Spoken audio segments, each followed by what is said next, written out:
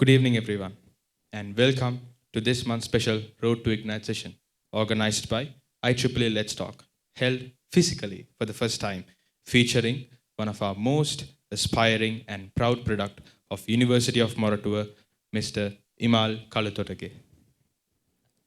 Thanks for having me. I'm your host, 𝐊𝐿𝐿𝐬𝐬𝐬𝐿, and I'm thrilled to be joined by a true visionary, Mr. Imal Kalutotage, the founder, chairman at 𝐒𝐞𝐬𝐬𝐬𝐬𝐿, and Definity, and co-founder at 𝐸𝐴𝐻𝑆. Welcome to the session. And before we dive in, tell us a bit about yourself and how did your background and passions lead to where you are today? I think first of all, I want to thanks everyone for having me again. My background is no different to yours. I come from a normal lower middle class family from village of Gampaha, and went to a primary school which was Sri 𝐒𝐴𝐬𝐬𝐬𝐬𝐢, which was a startup at that time, and that's where I got the first inspiration of real entrepreneurship, building something out of nothing from the first principle we had, 𝐒𝐬𝐬𝐬𝐬𝐢, right? So, and then after the scholarship, went to Ananda College, and then to Moratuwa, and then work for large corporations, and then the entrepreneurship. So the key takeaway here is, I'm one of you, started from a normal family, and work hard and come this far. Great. Yeah, if you ask me, like, what are the key probably traits, when you look back, you don't know, like, the things like entrepreneurship or in 𝐒𝐞𝐬𝐬𝐬𝐬𝐢𝐵𝐻𝑆, where nobody told me those days. But when you look back now, you connect the dots. Things like, courage, like you don't give up. You don't easily give up, right? So that's something that I had since very, very small age. And the other thing is leadership, right? So I think when you look back, I could see, like, from young age, I had that leadership abilities. From primary school, I was the head prefect, and then after that also every grade I was the monitor. Or, you know how it goes in schools, like, and you play cricket, you're the captain of the team, whether you play in the ground or whether you play in the paddy field. So these are the kind of traits, when you look back, kind of help me to get where I am today. So, talking about entrepreneurship, most of the students these days, when they can't tend to find a job, or let's say they can't live up to the expectations, what they tend to do is they take the path of entrepreneurship, which is a really hard path to start off with. So, what is your take on it? What is your take on students who wish to be entrepreneurs, who wish to have a startup, to lead their fellow students and the society? What is your take on it? It's a good ambition. If you want to be entrepreneur, that's good, because you're contributing to the economy, you're creating jobs, you are creating wealth for yourself, for the country, and for the people. So that's a very good thing. But it should not be done because you have tried everything else and nothing else to do, right? So it should be done because that's your passion. That's what you love to do, and you have the right ingredients to be an entrepreneur, right? So everyone is not cut out to be an entrepreneur. So some people have the ingredients where all the right qualities to be an entrepreneur. Some people not, and some people, even if they don't have, can cultivate those skills and become good entrepreneurs. Some maybe not, right? So they want to be an artist, like someone could be a great sportsman, great entertainer, right? Or someone can be a great administrator, great CEO, right? So these are like different paths you can take, and everything have its merits. So I think it's important that you select the path which suits you, your personality, your passion, your dreams. I mean, I can see like now there are a lot of hype around entrepreneurship. So a lot of stories about how people made billions by being entrepreneurs. So you don't see the real hard work behind it, and also you don't hear the failures. You hear only the success stories, right? So there is a tendency, people think that wow, it's great, it's glamorous, but it's a very lonely place, and you need to go through a lot of hardships if you want to be a successful entrepreneur, right? It's not a one-way route. It's really hard and difficult. But if you are cut out for it, if you enjoy what you do, it's a great place to be. Definitely. And you also had a pivot movement in your life, I believe, where you realized that technology could actually solve real problems. And how did that realization really influence your decision to start 𝐸𝐴𝐻, combining all the previous experiences that you culminated and you got from corporations like IBM, HPE, and Cisco? Yeah, I think obviously, you are as an engineer, as a technologist, we were always passionate about what we do in tech. But I realized as I go through tech is of no use if you can't solve problems. To solve business problems or to solve problems that matter to the society. So if you use technology to solve problems, then you can be successful. So that kind of inspired for me to start that, because sometimes when you work for these large corporates, you learn certain things. I learn how to design solutions, how to deliver solutions, how to sell, how to manage a P&L, how to negotiate a contract, how do you price, how do you read a P&L. All these things you learn from your experiences in those corporates. There were no better places than to learn these things in big companies, right? But at the same time, as you go through that, after some time, after about 15 years, I realized maybe I should try something on my own, because now I kind of get I kind of know most of these stuffs. Let's try, because I like a little bit more freedom, because when you work for sometimes the big companies, you have very little freedom. They pay you well, they take care of you well, but you don't have the freedom to do what you want to do. So that was bugging me a lot, right? So once I have gone through that journey, once I've fulfilled what I want to achieve, I wanted more freedom, and I want to do what I love to do, and hence I started the journey of entrepreneurship. Again, I want to highlight the fact that it's not this versus that, right? So if you look at my entrepreneurship journey, my companies I have built, or the ventures I have built, have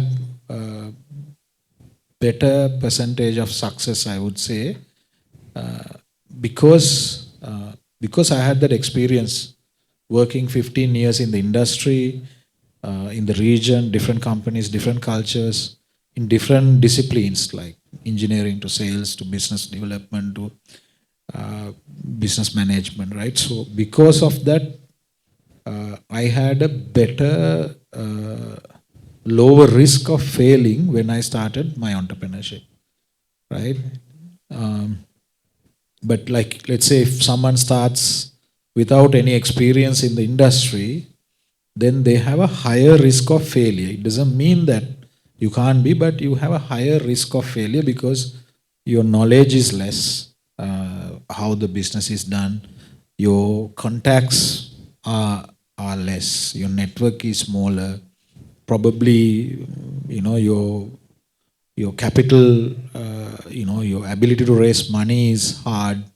So all these things all weigh against you, versus you have some experience. you have built certain network, and then you want to start your entrepreneurship journey little later in your life, right? So the higher chance of success, lower risk of failure at that point, right? But if you fail, then then the cost of failures can also be high, right? If you start early, the cost of failure is low, but you have a high chance of failure. So I'm not saying this is good or that is good, but this worked for me, and also when you do things, you could tell people, hey, this should be done this way. I can have a good conversation with an engineer and say, this is how things should be done. I can have a good conversation with finance and say, no, this is how it should be accounted. This is how you should look at things. I can have a conversation with our lawyer and say, this is how the contract should be negotiated on a business-friendly way. I can have a conversation with the sales guy and say, this is how we should structure this and close this, right? So that helps. That helps. And being an entrepreneur is no easy feat.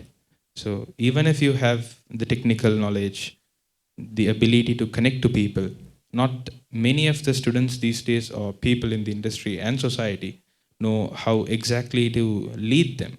One of the success of having a business is, one of the backbone of being success is having a good team that trusts you and goes wherever you go, follows you wherever you go. So you've woven those value of courage, collectiveness, and transparency. So what was one early action you took to embed those into your team's mindset?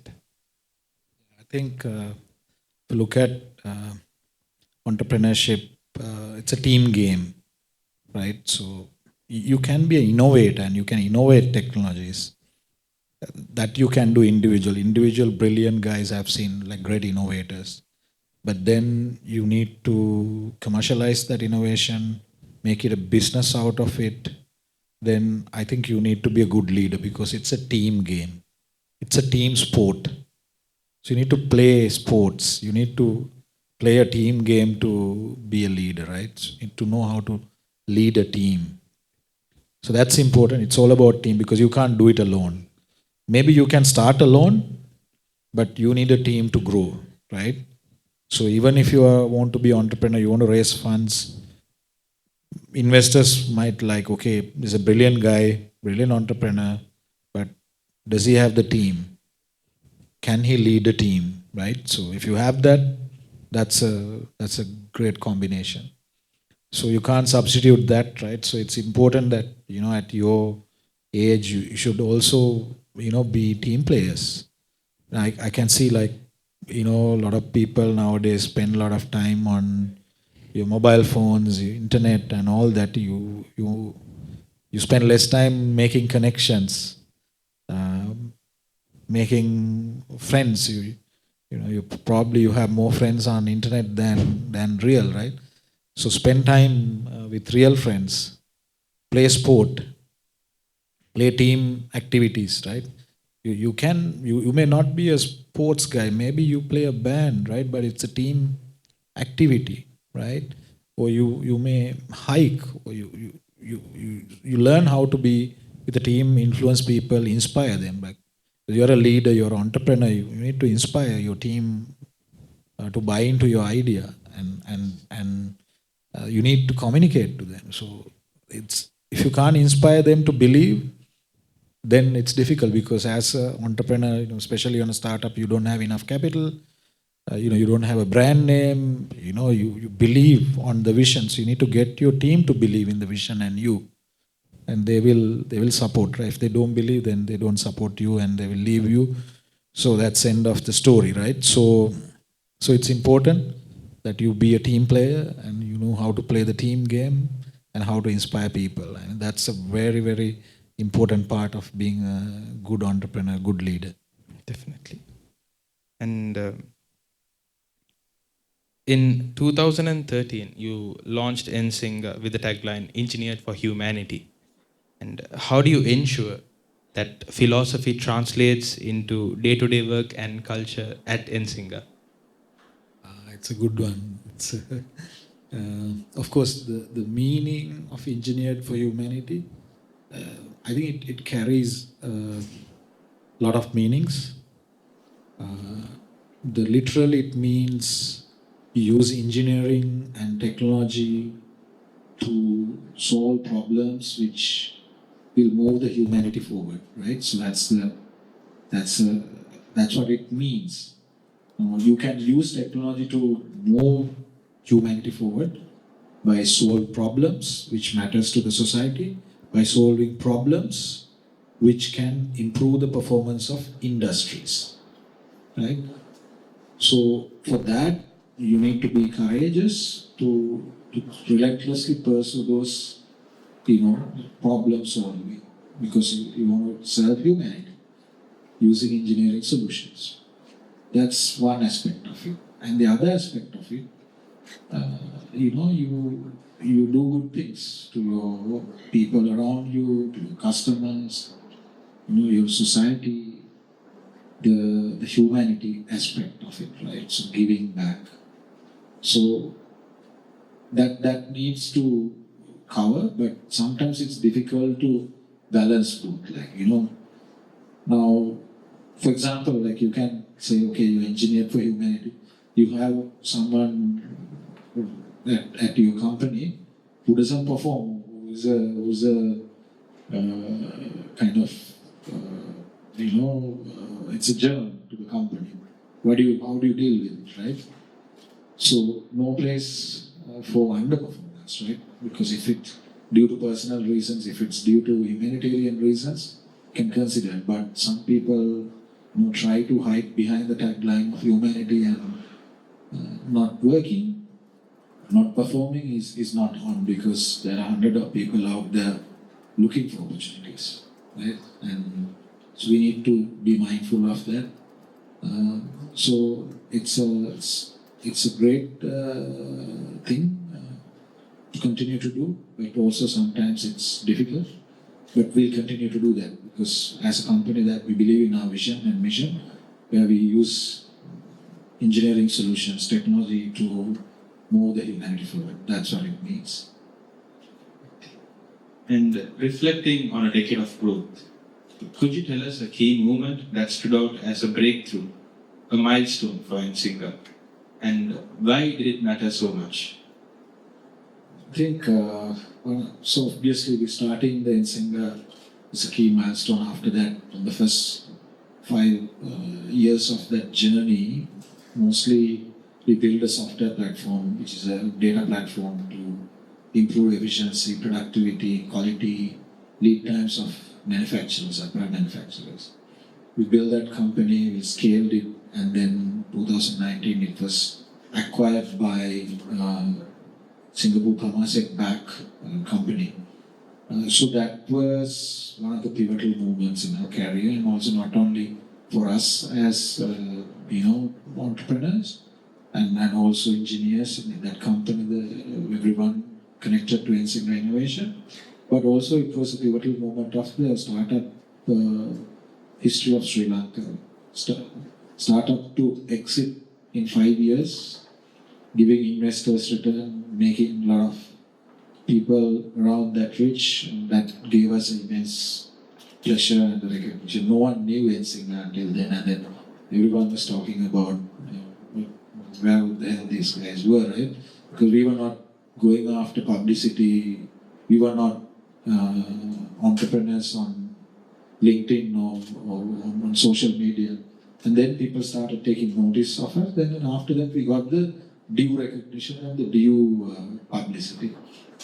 We put our heads down and we worked out. That's what we did until that point. And then, of course, all the people got to know us, and we didn't stop there. We started our next journey, which is the current form of 𝐸𝐴𝐶𝐸. Built 𝐸𝐴𝐶𝐸, built iFinity, and then 𝐸𝐴𝐴𝐻, and then through 𝐸𝐴𝐻 we supported a lot of other startups in the region. So that was a pivotal moment, that exit, because you can be a good entrepreneur. A lot of good entrepreneurs have started companies. A lot of them have scale, and not many have really exited and gone on to do do it again, right? So I think in that way, it was a pivotal moment, and yeah, I mean, that was the pivotal moment. Great. And let's talk about impact. Can you share a client's success story, which at these times, without examples, people can't really get an idea into? So, can you share as a client success story, maybe in telecom or banking or finance for that matter, where 𝐸𝐴 solution truly transformed the operation? Good question. So I think from telecom industry, one of our first clients, Telecom Fiji, we truly transformed that company, and literally it was a heart surgery for them. At 𝐸𝐴𝐴, we provide mission critical solutions. We do heart surgeries. We like heart surgeons because we work with mission critical networks. So this is what we did exactly at Telecom Fiji. It was like a network which was falling apart. When we were going in, we helped them sort that out. We helped them build new transport network, new ISP, new data centers, and help them connect those islands and islanders to the internet, for them to do better in their education, to healthcare, all that. And that was a real transformation we did at national level in Fiji, and that was one of our first customers, and we still cherish that moment. That was a national level project, that entire country. And then after that, we have done similar projects in Sri Lanka, in other countries as well, but that's one of the key moments. And then also in banks, we have transformed some of the major banks in Sri Lanka, their core banking transformations, right? So SMIB was one of them. Then recently we helped transform transaction banking at HNB. We can name a lot, like we have helped a lot of banks secure their, infrastructure. We have helped a lot of other companies to acquire better customers, get customer insights, cross-sell, upsell, improve their revenues. We help companies to bring their costs down. We have helped manufacturers to increase their productivity and reduce the defects and improve quality. So there's many examples I can go on to say. Yeah. And right now, I think we have customers across 17 countries, across 4 continents. Yeah. Interesting. And talk about 5 continents. Yeah. All 5 continents. Okay. And talking about impact, as you scale those solutions, how do you balance cutting-edge innovation with sustainability and ensuring an environmental responsibility as well? It's a good question. A lot of companies nowadays talk about sustainability because it's important to talk about it because of regulations.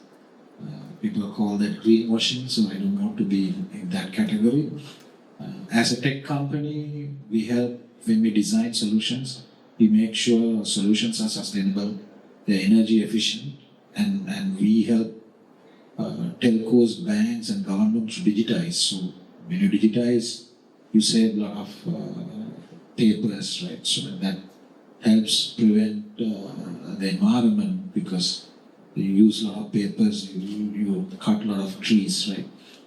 That's one. And then also through communication companies, we help reduce travel, because when we enable better communication, you have fewer vehicles on the road.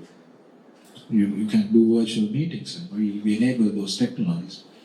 So that's how, few examples of how we contribute to the sustainability in terms of environment perspective. And if you look at more direct engagements, CSR perspective, we have pledged 10% of our net earnings to sustainable CSR activities. to improve education, healthcare, entrepreneurship and leadership in the countries we operate. Right? So we have done a lot of projects in Sri Lanka with schools. We have helped renovate schools.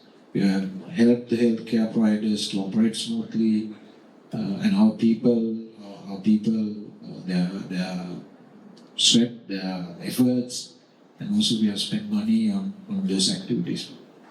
So yes, that's the second angle.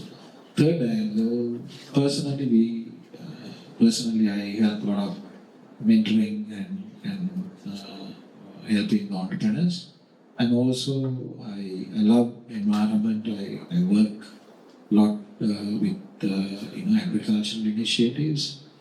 So these are the three areas I would say that how we have helped sustainability as a whole. Okay. And switching gears onto ventures, as a founder-friendly venture capital, what's one green flag that makes you nod yes, and one red flag that makes you pause when you evaluate startups? Yeah, I mean, we look at a lot of startups. We talk to a lot of entrepreneurs, not only in Sri Lanka but across the region. So we look at the green flag is also the founder. You have a great founder. I believe if you're a great founder and you have a great team, then even if you have a wrong idea, you can pivot it later. You can be in wrong market, but you can change the market. You can build products and you can pivot the products. If you're a great team. So the founder and team is the great, green mark. And then again, the red mark is also that founder and the team. Maybe you can have a great idea, great market, great pitch, but the founder is not courageous enough. Maybe he's going after quick money or, looking at shortcuts, not sincere, not courageous. These are kind of, or maybe not capable. You have all that, but can he pull it off, right? So it's about the founder and the team, whether it's green or red, it's mostly around that. Yeah.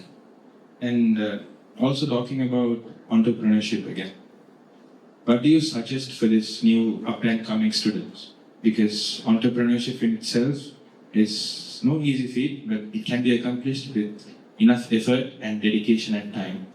But one of the most debated questions these past few weeks and days is that you can look into invest rather than having to have a fast startup or a founding company yourself. So what is your take on it? Should the students start invest and collect partnerships and stuff before moving on, or should they start with having a startup themselves? I think I don't have a straight answer. Both are good avenues. Like for example, if you start with investing without you trying yourself, of course you need to have capital, right? Some people might not have the capital to invest, so then there's no option. You find an investor and you start, right? Or you work somewhere and find some capital, and then maybe you can invest and then you can start. There is also possibility. So it's if you are an investor, if you want to go through that path, that's also good because you can get a very good bird's eye view of things, how things work. Because you're as a founder, as a startup, you're also investing your time for a bigger thing, right? So let's assume this, like let's say you are a good finance student, or you're a good economic student, right? Or have a good brain on economic or investments. So you can definitely look at investments because it's good that you can invest in stock market, understand how companies perform. You can invest in other assets, other asset classes. You can see how they're performing, right? And maybe when you invest, you can sit on the board, right? and you can see how these founders work and get an idea, right? So you can straight away, you can be a founder, you build a company, you be the CEO, and then you sell it, you make money, and you can invest. But if you can invest, then you not a bad idea, right? So be an investor. You don't have to work all the time. Let your money work. Let the poor founder work hard and make money for you. If you can do that, then in that way you enjoy the ride without actually burning midnight oil, right? So that's a track that you can definitely select. If you have money or if you've done your savings, invest. Or you can do both. Like you can invest a bit and you do it yourself and figure it out, right? So there's no right or wrong way.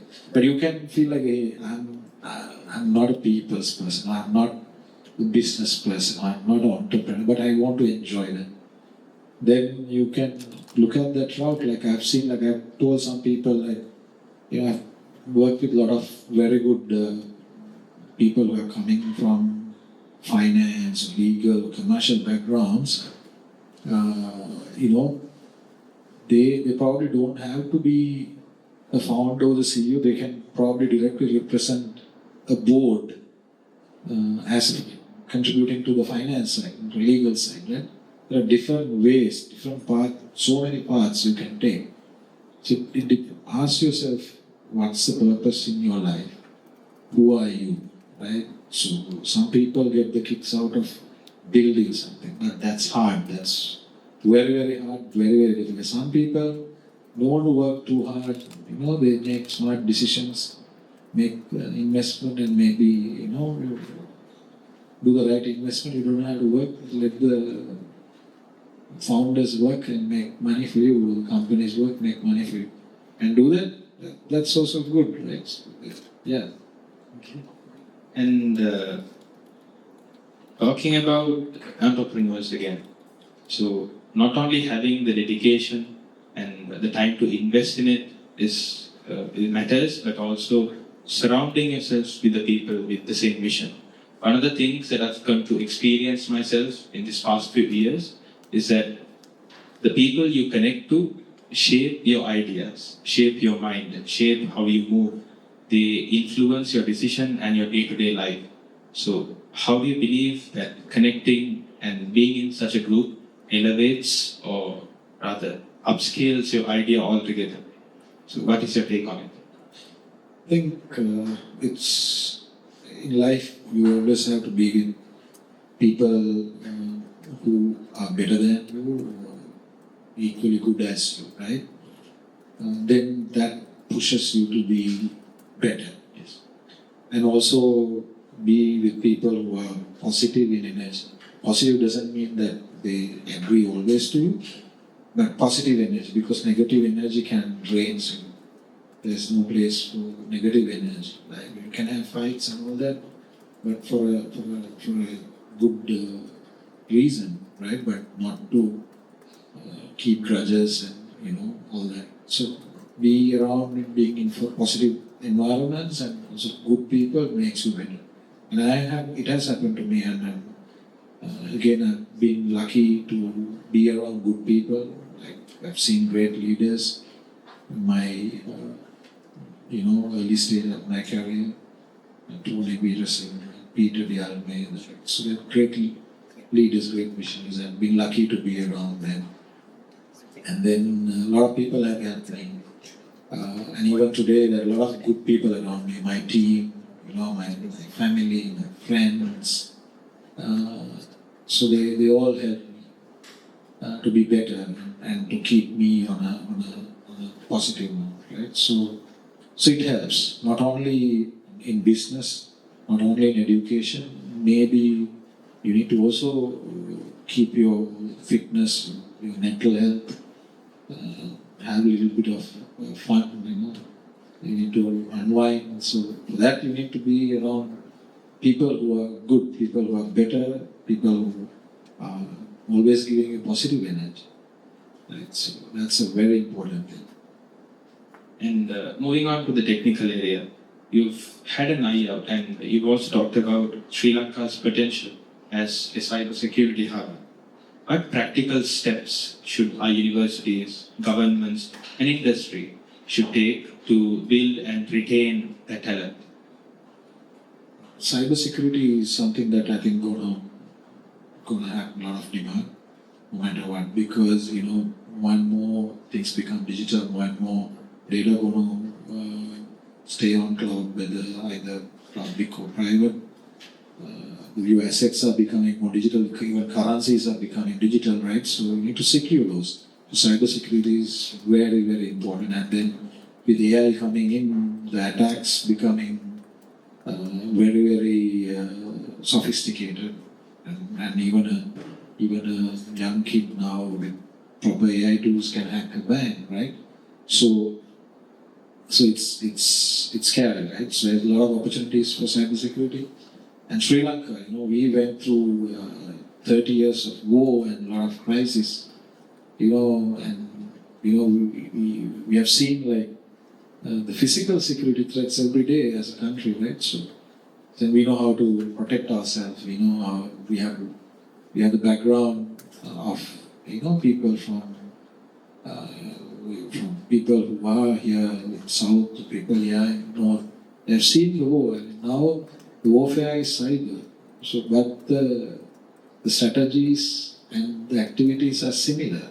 What you did in the physical world now It's being replicated. being replicated into the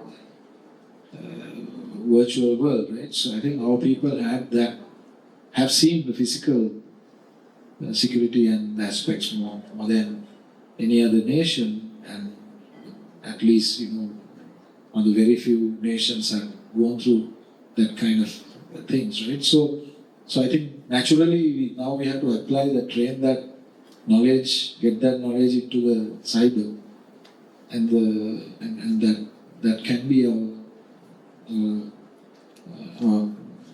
differentiation in tech. Right. And if you could pin one bold tech ambition that would put Sri Lanka on the map, something that would signal that we have truly arrived here, what would it be and how do we get there? A bold ambition that would let the world know, let the global community know that Sri Lanka is here and it's up for the game.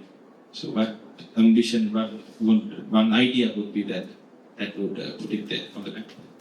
I think obviously it can come from anywhere. It can come from a bright kid out there creating an app which is world famous. From my industry, I would like to see one unicorn in probably AI or cybersecurity or any other emerging tech area, to put ourselves in the map, to show the world that we can build unicorns out here. Or at least, if you can't do it here, do it somewhere else, but Sri Lankan talent can do it, right? So we are founder of that unicorn, right? And I think that can show that we have arrived in our ecosystem, that's tech ecosystem.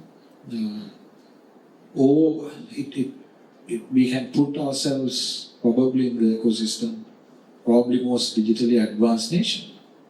We are behind now. Other countries are 20 years ahead of the game digitally. But it doesn't mean that we start now and we have to be 20 years behind all the way, because technology has evolved. Now the AI is picking up. So like, let's say Singapore is ahead of us in digital economy. But we start today and we start from AI and we can leave from them, right? So we can be the most digitally advanced or most artificially intelligent nation in the world, right? Or if you don't want that to be, let's be the most sustainable nation in the world. But you don't have to always go after the technology, right? Maybe everyone is connected, everyone is artificially intelligent. Let's be the Most sustainable, clean country that everyone wants to visit. So, but we need to define that purpose, and I like to see the leaders in the country creating that kind of purpose, right? And if that can be done, and if everyone buys into that purpose, and if they can inspire that purpose, I think we can get we have the talent. In this country, we have enough talent. Yes.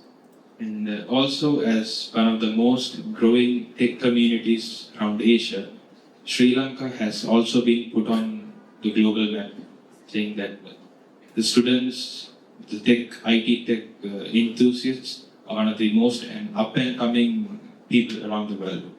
But apart from technical knowledge, what I believe that they lack most is their interpersonal and intrapersonal skills.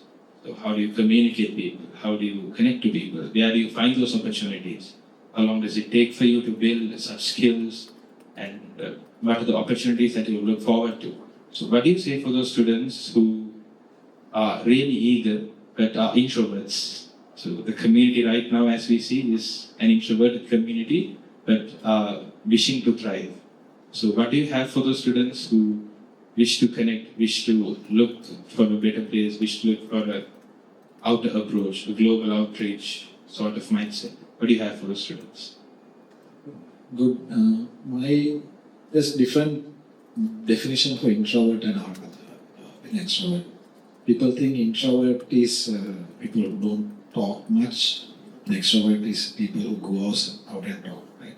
There's also another definition where introvert is like when you get tired or worn out, how do you recoup your energy?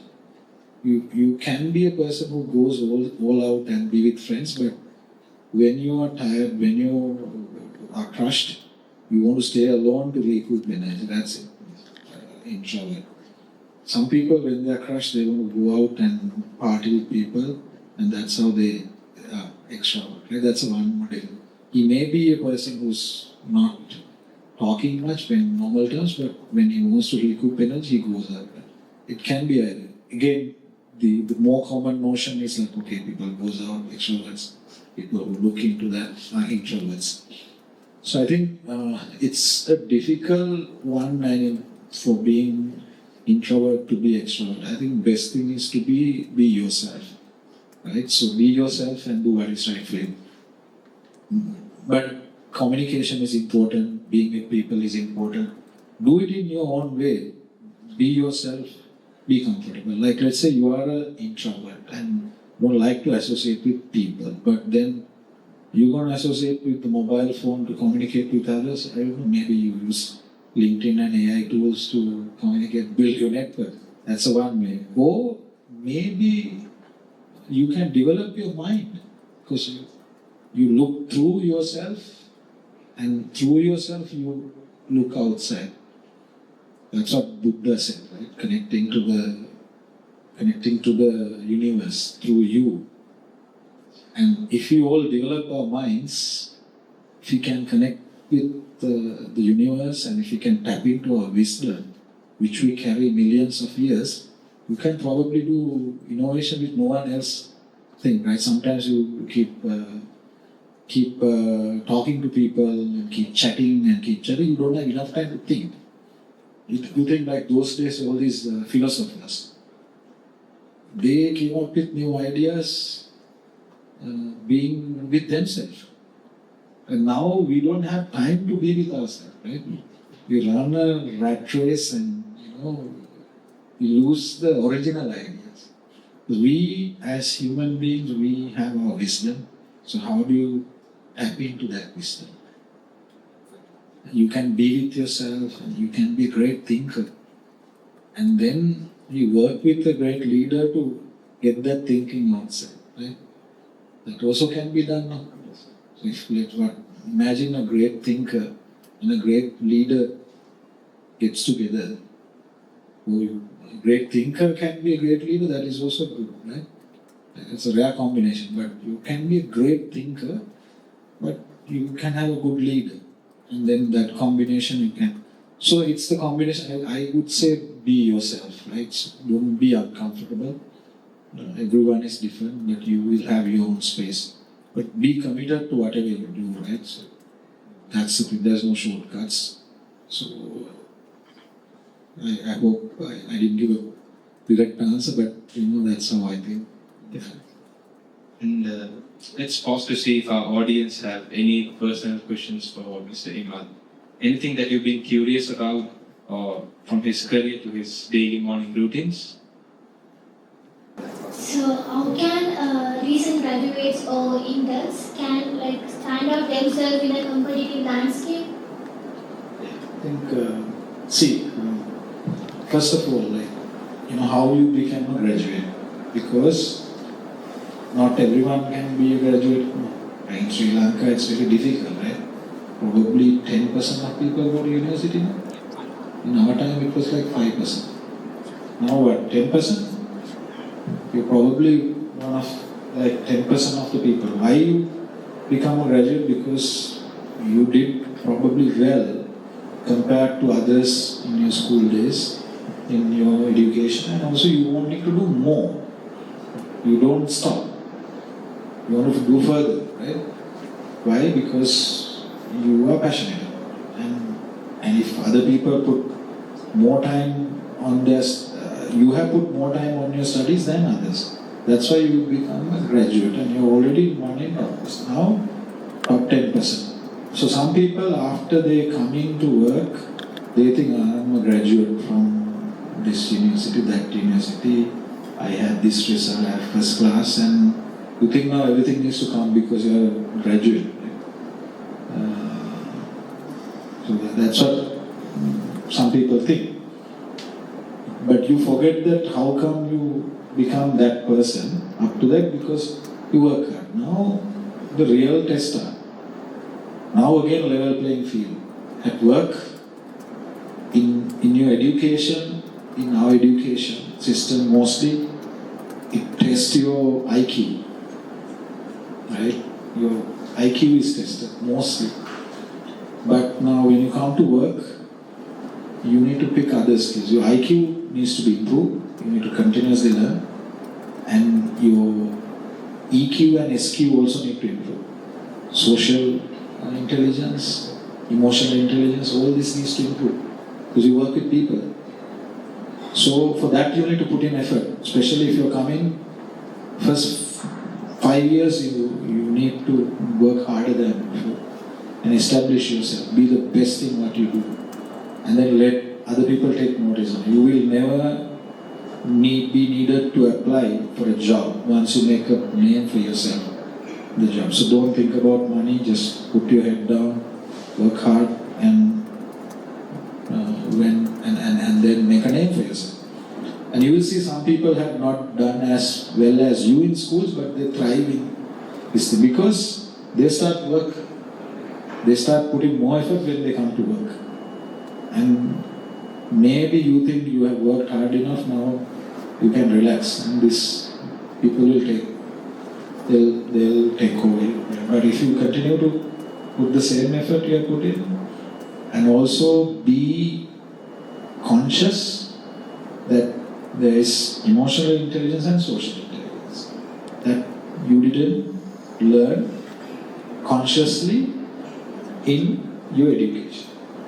So that journey you need to start. So just keep going. Right?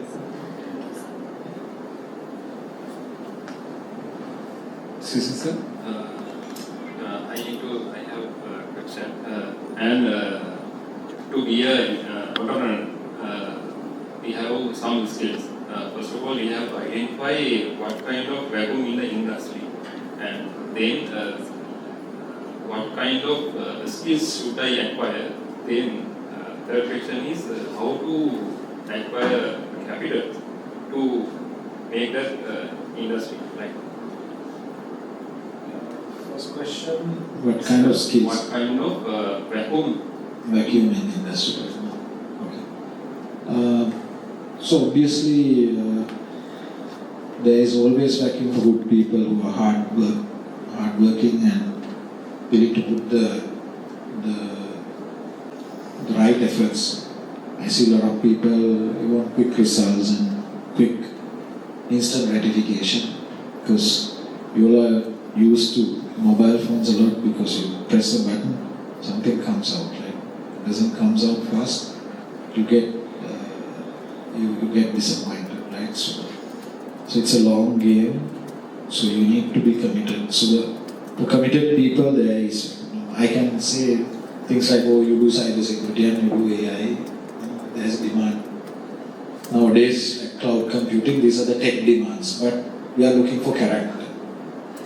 Great characters who have passion for the work. Because the technology cycles now go very fast, right? And then you can teach that, but the character, the attitude, that's the positive attitude, the courageous characters, that's what we are looking for.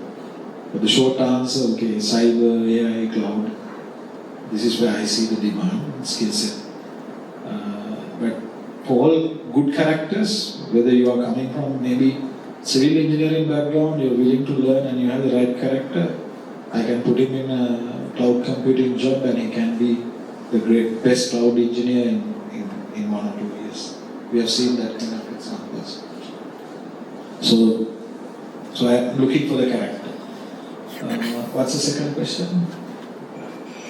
After identifying the vacuum, how to gain skills to make it? Yeah, okay. So again, one thing is identifying the vacuum and then build that skills. Again, you need to have a learning mindset, right? So you continuously learn, acquire skills. But I would say you first identify who you are. What's your purpose? Ask yourself, who am I? Who am I? What I want to do? And then do that. Like let's say you see that you see a vacuum for cybersecurity these days. But your natural this thing is you're more like an artist. Then you want to do cybersecurity, you come and you might get the job also, you get paid, but after 2 years you will hate yourself. So identify who you are and build that skill. Or to convince yourself hard that there's a demand, I'm going to make it, I'm going to love cybersecurity, and don't look back and do it, right? So whatever you want to do, cybersecurity, AI, cloud, networking, right? So anything. It's a learning. I used to put a lot of hours on reading, practical experience, learning from others, asking questions, why, right? Curious, ask questions and do it. Once you identify the vacuum, build the skill and talk to as many people as possible. Even if you're an entrepreneur, you think you have a great idea, you think, oh, if I tell this guy is going to copy, nothing like that. Tell as many people as possible, talk to as many people as possible. Every conversation you refine the idea. If someone wants to copy, let them copy. But your passion, no one can copy, right?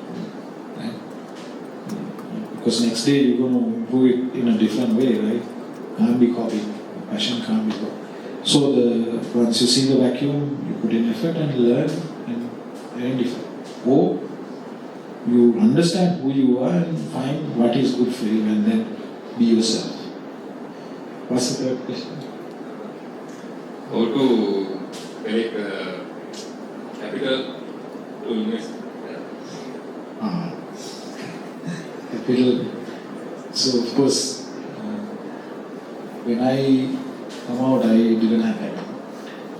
I desperately needed a job because my father died when I was young, and my mom had worked hard enough to get us up, so I wanted a job, make money.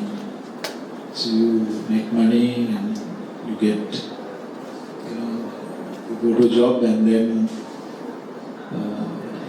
people are saying, when are you, now you're an engineer, when are you going to buy a car, when are you going to marry, then you get into a loan, and then you get a car, and you want to marry, take a wedding, again loan, now you are stuck, no, what capital, no savings.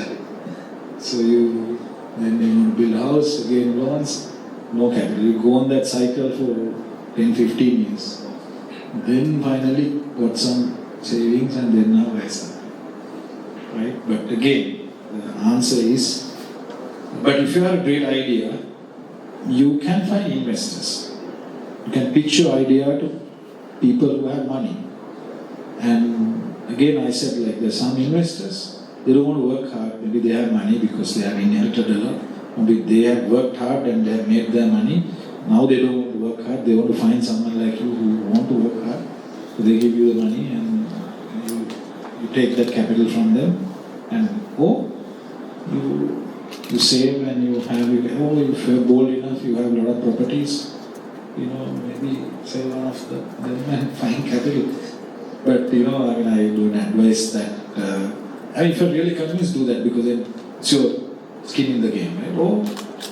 If you don't have that patience, work, get experience and learn entrepreneurship along the journey and have some savings and then you can do it later. You don't have to do it when you're 20s. You can do it when you're 40s. Right? Thanks, Imal. So you mentioned about some entrepreneurs not being courageous enough to take some decisions. Always they are going for best financially feasible option, or they are choosing money over their company legacy or the character. So as a leader, what are your thoughts on this? When to choose the best financial option or when to choose the legacy? What's your thoughts on this as a leader? Depends on person to person, right? So I don't say there's right or wrong, right? In certain phases of life, you probably need money to have your basic needs, so then you might choose to go for money. But if you can continue to go on, you can build a legacy on top of that, right? So you can do both. But as an entrepreneur, great leader, great leaders, I think, not just going after money. Money is just the outcome. It's about fulfilling the dreams. It's about creating something that benefits everyone. It's a bigger purpose in life. Creating a legacy is something is beyond money. I think great leaders want to do that. Some people do it to create a legacy from themselves, or some people do it for the betterment of others. In that process, anyway, legacy, you don't have to create a legacy. Legacy will be defined by others on how you go about it, right? So the money will always follow. But if you chase money, not have money, you will run away also. It's a balance. I understand, you guys are young. Perhaps you also need to build your, career and be stable. Your parents have spent a lot of money on you, invested, so you also need to do the justice to them. And you have worked hard, you also need to enjoy life, so just take it easy. And sometimes, you go out, work there, make some money, and then enjoy life, and then maybe have some savings and do the entrepreneurship. Not a bad idea because you learn while you're working. Right? So, yeah. So, thank you for the questions. Really interesting. And this has been an incredible conversation. As we wrap up, what is your one message that you would like to leave our listeners with about making use of the opportunity at hand?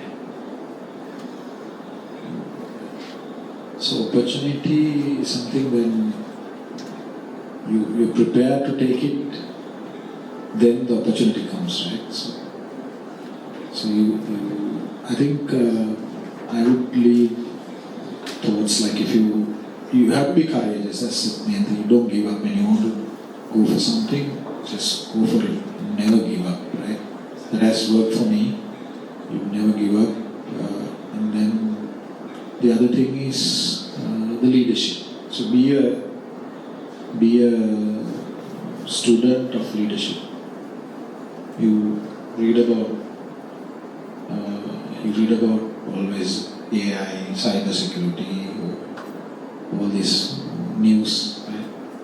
All the gossips in social media. Learn about leadership. Be a student of leadership. Right? So let's see where it takes. That's the thought that I want to leave you with. Thank you. And thank you, Mr. Imal, for sharing your thoughts with us here today. I'm sure we all gained a lot of experiences, and to showcase our gratitude, I would like to now invite Chairperson of IEEE Let's Talk, Ms. Sandhini Ranawakar, to present this token of appreciation to a wonderful speaker of the evening, Mr. Imal Kalutotage. Thank you.